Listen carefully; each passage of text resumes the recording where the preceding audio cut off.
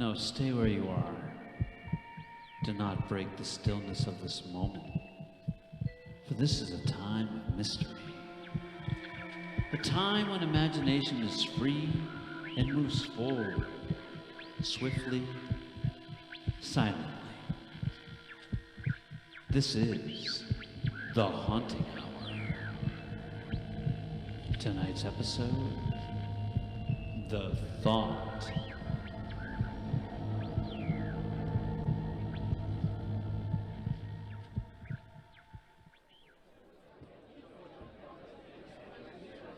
Ladies and gentlemen, for your pleasure and amazement, the 78 Club presents the great Marlowe, the mental marvel. Gifted with the seventh sense, the great Marlowe reads your mind. He knows your every thought. Now I warn you, if you have a secret you don't want him to know, just don't think about it. Presenting the great Marlowe!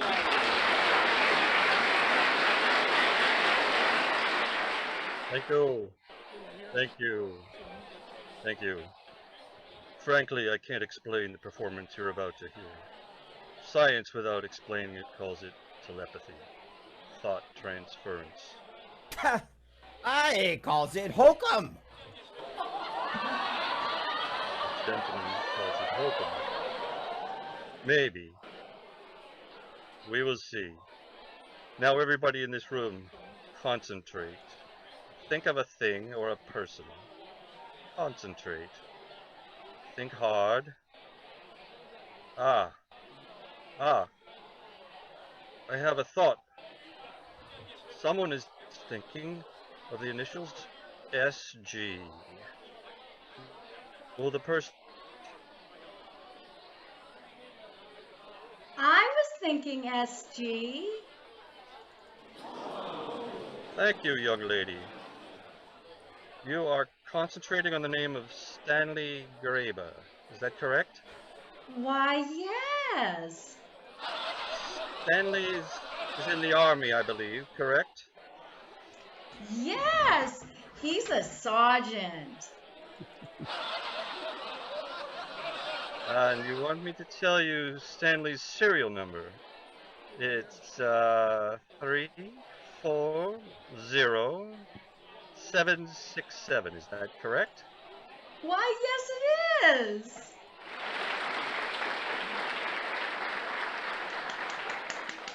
I have another thought. Someone is thinking. Ladies and gentlemen, please bear with me a moment. I have to stop this performance. Believe me, it's important. I will be back very shortly. I told you it was hokum. What happened, Professor? Forget your code?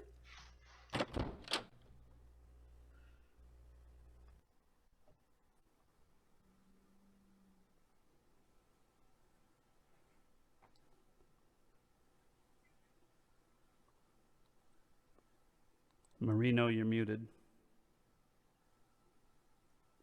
Go ahead. Hey, what is the big idea? Starting to act like that?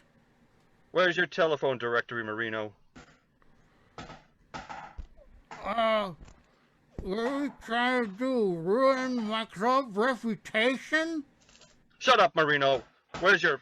Oh, here. Now listen, Morrow. I pay you $2,000 a week. Glenwood, 7... I expect to get my money's worth. Now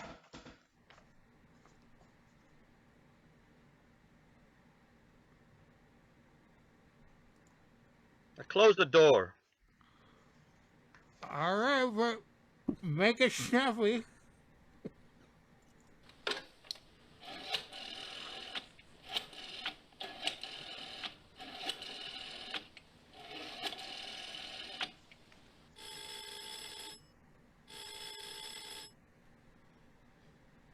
Hello, I should like to speak with Helen Thornton. this is Mrs. Thornton. Helen Thornton? Yes, who's this? My name is Marlowe, a telepathist performing at the 78 Club. A few moments ago, during my act, I received a thought that is vital to you. Are you alone? Yes. Do as I say, please. Lock all your windows and doors. Allow no one in under any circumstance. If this is someone's idea of a practical joke, No, Mrs. Thornton, this is no joke. Someone in this nightclub is planning to kill you.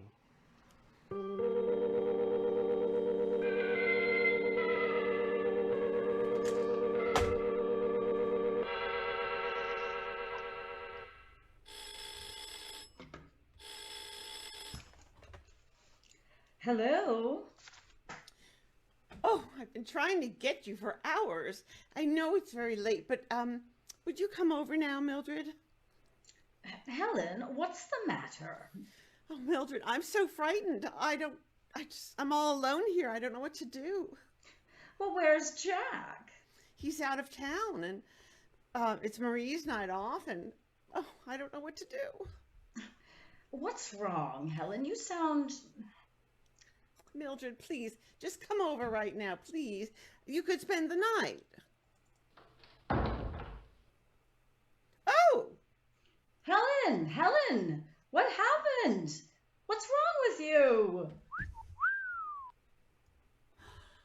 Oh, Jack. Helen, are you all right? Look, I'll be right over. No, Mildred, it's all right now. Jack's home. But what's the matter? I'll speak to you tomorrow. Well, all right. Well, good night. Oh, Jack. Darling, what's the matter? What is the matter? Jack, I'm so glad you're home.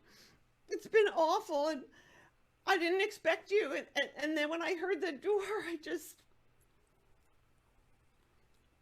Well, you know, I finished my business in New York, and I finished a lot sooner than I planned, and I thought, you know, I would have wired you. You know, I thought I'd surprise you, but I met Fred Hamilton on the train coming home. Now, you remember the buyer from St. Louis. We stopped off for a drink downtown. Oh, Jack, you should have called me. As a matter of fact, Helen, I did try to call you. It was about 11 o'clock, just as we were leaving the 78 Club. The 78 Club? You were Yeah. there? Yes, what is it, darling? Oh, nothing. I'm all right now. Something's wrong, Helen. What is it? Tell me. I guess I was just frightened of being alone. Oh, Helen, you've been alone so many times before. Yes, but that call. What call was that? Well, the police. There was a robbery in the neighborhood. Oh, that's it then. Oh, that explains why the door was double locked. Well, darling, there's nothing for you to worry about now. I'm here. It's going to be all right. Yes, Jack. There. That's better now. A good night's sleep, and you'll be as good as new. Yes, Jack. Okay, now you just lie there, darling. You relax. I tell you what, I'll go down to the kitchen, and I'll make you a cup of nice warm milk. Thanks, Jack.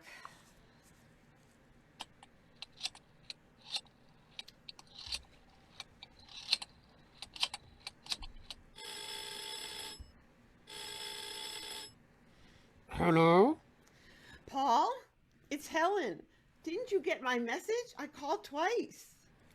Yes, but I just got in. I thought you'd be asleep by now. Paul, you've got to help me. Please. Please, Paul, there isn't much time.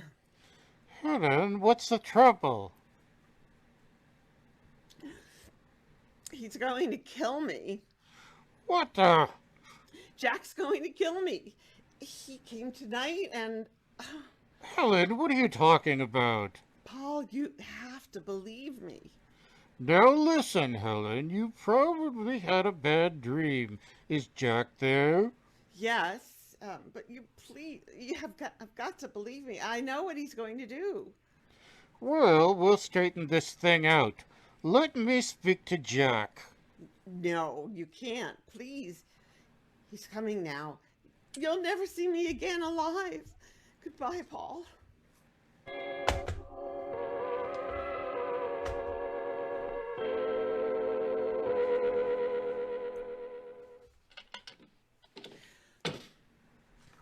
Don't bother folding up the dresses, Marie. Just throw them in. Mrs. Thornton, isn't this kind of sudden, you going away? Don't ask questions, Marie. Here, help me close this suitcase, and you finish packing the other suitcase. I'm going down to get the car out of the garage. Oh, Helen! Good morning! Jack! You look so surprised to see me. Oh, Marie said you'd left. I didn't expect you back. Well, I decided to come back and, well, I see that I caught you in time. Yes, I was just going over to Mildred's. Mildred, so early in the morning?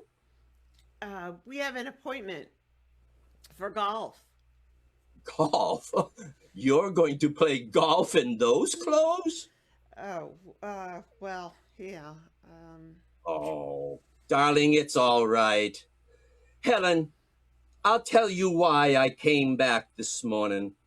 Frankly, I'm worried about you. Something's on your mind, I just know it. Won't you tell me, Helen, what it is? Oh, I'm all right. Okay, now listen to me. I have some very important business to settle with Paul this morning, but you come first. You saw Paul this morning? No, but I started to, but I changed my mind on the way down and I came back. Helen, you need a rest. Therefore, you and I are going away. No, Jack. I insist. Now, there is no use in arguing with me. I've already made the reservation for this weekend. Where? Where are you taking me? Well, I want you to think back. Do you remember that cabin we stayed in 3 years ago? Oh, yes. Oh, Helen, it'll be wonderful. Just the two of us, all alone. We'll drive out there tomorrow. So there's no need to fuss either. We'll just pack a few old duds and my rifle. Your rifle? Yes, darling, of course, my gun. It's hunting season, you know. The shooting at Lone Acres should be very good this time of year.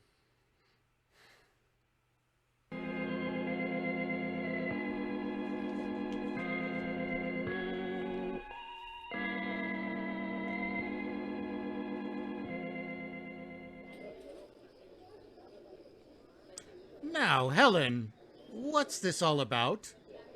Paul, I just had to see you. Yes, but why here at Luigi's all the way across town? It's safer here. What's gotten into you? Jack's going to kill me. Helen, No, he is, Paul. don't be ridiculous. That's what you told me last night over the phone. He's changed his plan. Oh, I see. And why, Mrs. Thornton, is your husband going to kill you?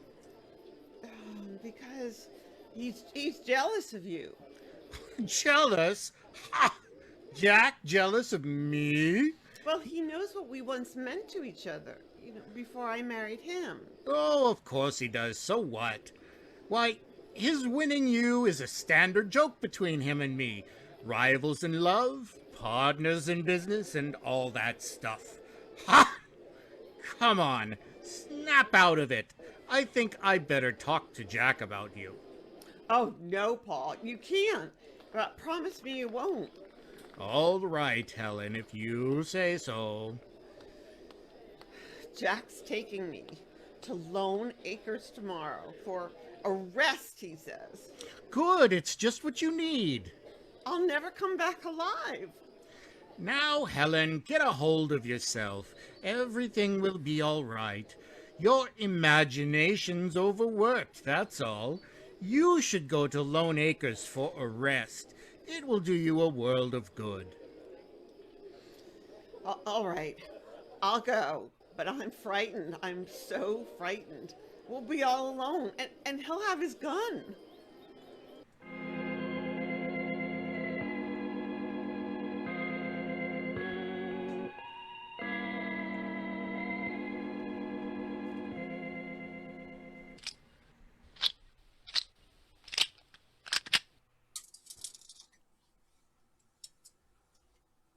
You know, Helen, I think I love this gun more than you. There. It's okay now, clean as a whistle, and ready for the work at hand. Say, look out the window. The fog is lifting, and you can see clear across the valley. Now we'll get in some good hunting today after all. Helen, what is the matter? You haven't said a word since breakfast. Oh, I'm all right. I've been wanting to finish this story. What story is that? Let me see. Oh, The Golden Goblet Murders. Nice title. You know, detective stories hand me such a laugh. Now, I tell you, if I was planning a murder, I'd use a gun, like my Springfield here, you know? Now, let's say, for instance, I wanted to kill, Me? Well, all right then. Let's say I wanted to kill you, Helen. Now let's see. I would have to have a motive. Jealousy? Well, that sounds like a very good motive to me. Yes, jealousy. Yes, I'm jealous. I'm jealous of that Paul Allen. That's it. I'm jealous of Paul. I don't want to talk about it. Oh, come on, Helen, come on. Be a sport. Our little murder plot here is just beginning to get interesting. Now, let's see. We need a locale. Oh, right here. Lone Acres. Perfect. What a perfect setting for a perfect murder. One thing left now. The time. Now for the time. Yes, Jack. When are you going to kill me? Well, Helen, I shouldn't really tell you when I plan to kill you, but I'll give you a break. How about this afternoon? How's that? Yes, we'll be out in the woods hunting, and no one will be too near. No one to see what happens. It's the hunting season. A gunshot, and you're dead. A regrettable accident, and there, my darling, is our perfect murder.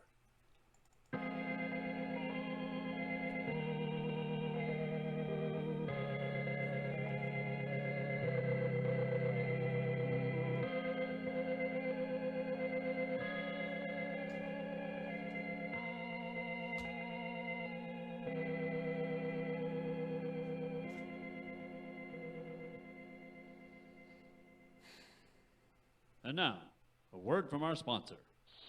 If you were caught in the middle of traffic, or if you just saved yourself from being drawn out to sea by the undertow, you'd have a right to feel nervous and jumpy and jittery. But when that nervousness is due to little things, when you jump because somebody speaks to you suddenly, when you're ready to blow up at the mere sound of the neighbor's piano, then it's time you looked into the cause of that jumpiness. For it might be something you could easily remedy, something as simple as giving up coffee, perhaps. Although there are many people who can drink coffee without becoming nervous and jittery, there are many others who can't. So if you suspect coffee upset your nerves, switch to Postum. For Postum contains no caffeine or any other stimulant that could possibly set your nerves on edge. And it's an ideal mealtime beverage, tempting to look at, fragrant to smell, and delicious to taste. What's more, Postum is very economical, costing less than most other mealtime drinks, in fact, less than 1/2 cent a cup.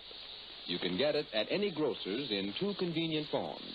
Postum cereal, the drink you make by boiling or percolating, and instant Postum, made instantly in the cup. So if coffee's been making you nervous and jittery, start drinking Postum regularly and see if those nerves of yours don't steady down. Helen Thornton has discovered that someone wishes to murder her. A mental telepathist performing at the nightclub read the thought from among the guests. Later, Helen was shocked to learn that one of the guests present in the nightclub was her husband, Jack. She fears he may want to kill her because of his jealousy of Paul, a former suitor. Her anxiety is heightened, and her husband suggests that they go away for the weekend to Lone Acres, an isolated hunting lodge. Once there, Jack tells her it's the perfect setting for a possible perfect crime. Her murder, a hunting accident.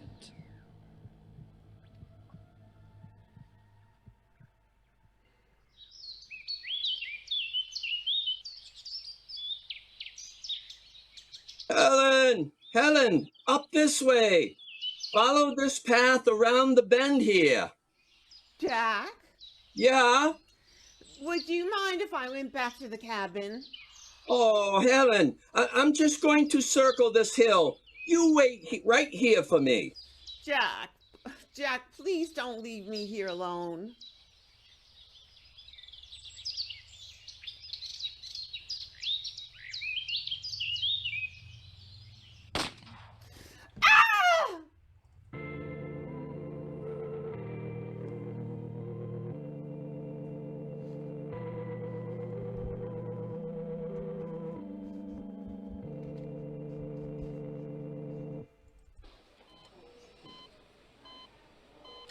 A regrettable accident, Mr. Thornton. But, Doctor, I don't understand how it happened. Now, Mr. Thornton, it's really nothing serious. It's just a shoulder flesh wound. Your wife is perfectly all right. When may I see her? We can go in right now. But she's asleep, Doctor. Go ahead, wake her up. She'll feel better knowing you're here. Okay. Helen? Helen, darling. Huh? Wake up. It's me. Mrs. Thornton, it is your husband. Doctor, get him out of here. He's going to kill me. Please, Doctor, you must save me. Mr. Thornton, perhaps you'd better leave the room for a while. Oh, okay, Doctor. I'll wait outside. Doctor, please don't let him in here again. You must believe me. He's planning to kill me. Mrs. Thornton, what happened was an accident. That's what he wants you to believe, but he planned it that way. But it wasn't an accident. Now, Mrs. Thornton, it's natural in a case like this for you to imagine strange things. Doctor, you think I'm crazy, but I'm not. I know what I'm saying. Now, you yourself took the bullet out of my shoulder. Doesn't that prove he was trying to kill me? On the contrary, Mrs. Thornton, on the scene of the accident, they found your husband with a .32 caliber rifle in his hands. The bullet I removed from your shoulder was a .45 caliber pistol cartridge.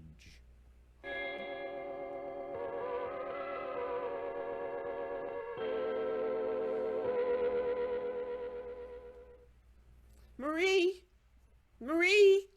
Yes, Mrs. Thornton, I'll be right in.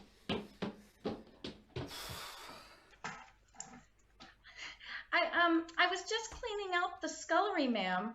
Oh, Mrs. Thornton, you have the sling off. Yes, Marie. The doctor says the shoulder is good now. So soon I'll be playing golf again. Oh, that's wonderful, ma'am. I'm so glad. Were there any calls for me while I was out? Um, let's see. Well, Mr. Thornton called to tell you not to wait up for him. He'll be home very late. Oh, and also Mr. Allen called too, Mrs. Thornton. Did he say what he wanted? No, ma'am. He said he'd try to get you later on. Oh, and also, Miss Thornton, I was thinking, do you suppose that Mr. Thornton wants to keep this box of bullets downstairs, just out there on the open shelf? I'm thinking it might be dangerous. Bullets? Yes, bullets. See this box here.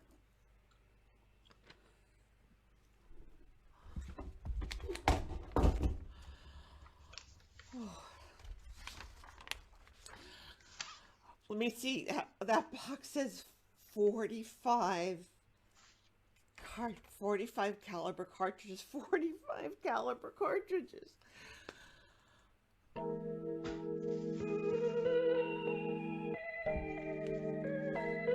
At the scene of the crime, they found a 32 caliber rifle in your husband's hands. The bullet I removed from your shoulder was a 45 caliber pistol cartridge.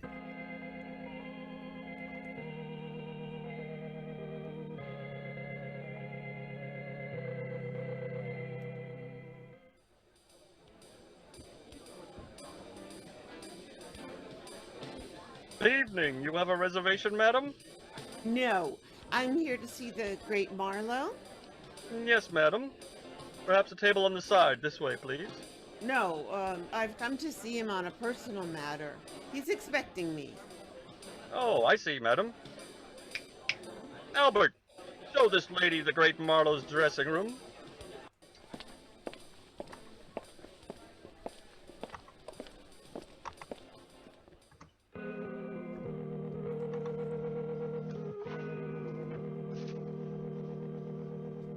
And when the doctor told me about the bullet he removed from my shoulder, I thought it was all a terrible mistake. I was even too ashamed to explain to Jack why I acted the way I did. But now, Mr. Marlowe, I'm sure that what you told me on that night was true. Someone is really planning to kill me. My husband. Are you sure the doctor said it was a 45 cartridge? Yes, a 45 caliber cartridge. Just like these that Marie found in the basement. Does your husband have a pistol? I think so. He keeps his guns locked in the case. He has the only key. Mr. Marlowe, he tried once and failed. He's going to try again. You must help me. All right, Mrs. Thornton. I will do all I can. Where is your husband now? He's out on business. He'll be home late. Well, then we'll have to work fast. I go on again at 9 o'clock. I want you to go home immediately. Find some way to open the case where your husband keeps his gun. I will call you as soon as my act is over, Mrs. Thornton. If you find a 45 caliber pistol in that case, I think we can put an end to this affair.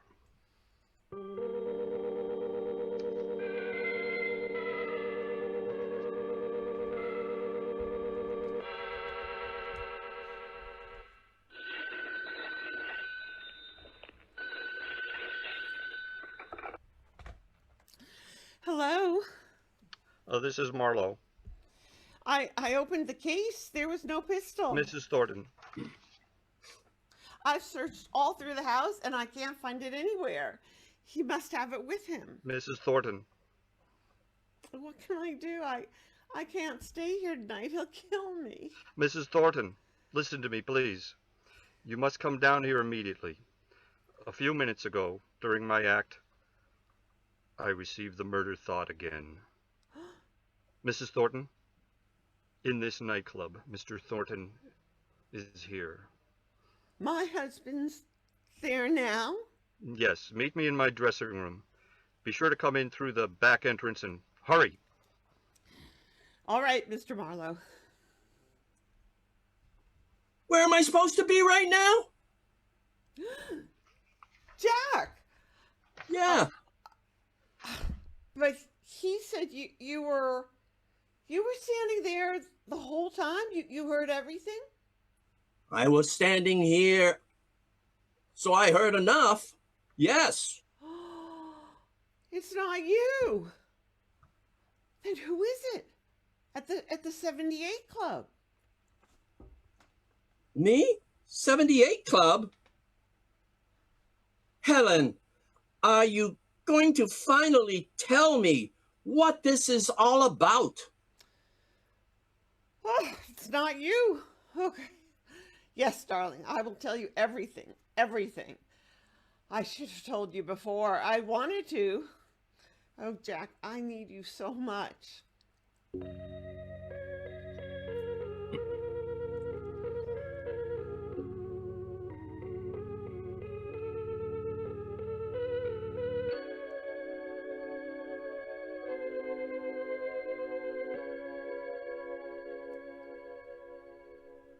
Now look here, Marlowe. I want to get to the bottom of this.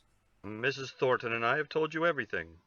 Well, then explain to me why at the very moment I was standing in my own house, listening to my wife talk to you on the phone, and you were telling Mrs. Thornton that I was in this club planning to kill her.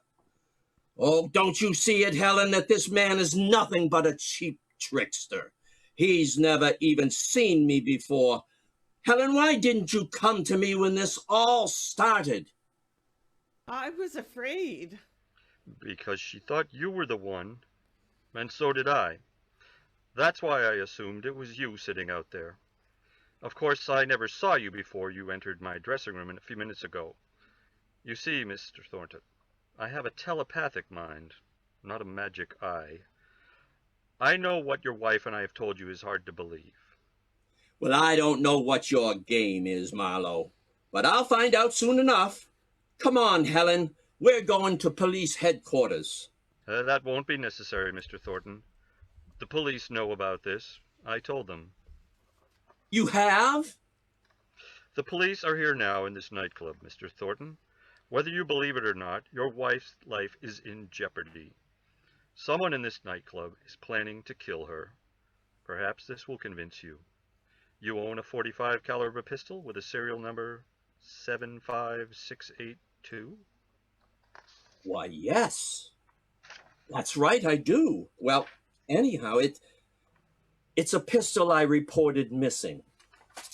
Yes, I know. The police told me tonight. Jack, why didn't you tell me?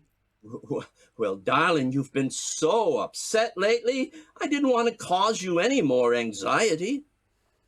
That pistol, in all likelihood, the pistol which was used up at Lone Acres in an attempt on your wife's life, Mr. Thornton, that pistol was brought in this club tonight by the person who is planning to kill your wife. Police found it concealed in the coat in a hat check room. Whoever claims that coat is Mrs. Thornton's intended murderer. Why would anyone want to kill my wife? Who can it be? We will soon find out. Mr. Thornton, do you recall the night you were here in this nightclub? The night I received the murder thought? Why, yes, I do, Mr. Marlowe, I do. That night, did you see anybody here, or were you with anyone who knows you and Mrs. Thornton very well? Well, let me see. Let me think. Well, yeah. No, it couldn't be. Pardon me, please. We got him, Mr. Marlowe. Here he is. Mrs. Thornton, your intended killer. Oh, That's right. He was here the night you received the murder thought. it was Paul all the time. And it almost worked, Helen. Yes, and all the clues pointed to you, Mr. Thornton. But why? We were so friendly, the three of us. Friendly. More than that, Mrs. Thornton. Paul Allen was hopelessly in love with you.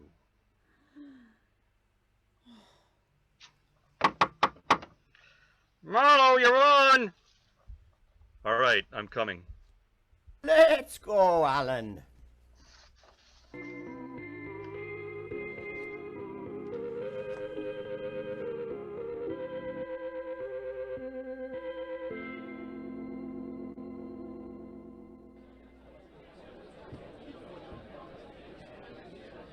Ladies and gentlemen, for your pleasure and amazement, the 78 Club presents the Great Marlowe, the Mental Marvel. Gifted with the 7 sense, the Great Marlowe reads your mind. He knows your every thought. Now I warn you, if you have a secret you don't want him to know, just don't think about it.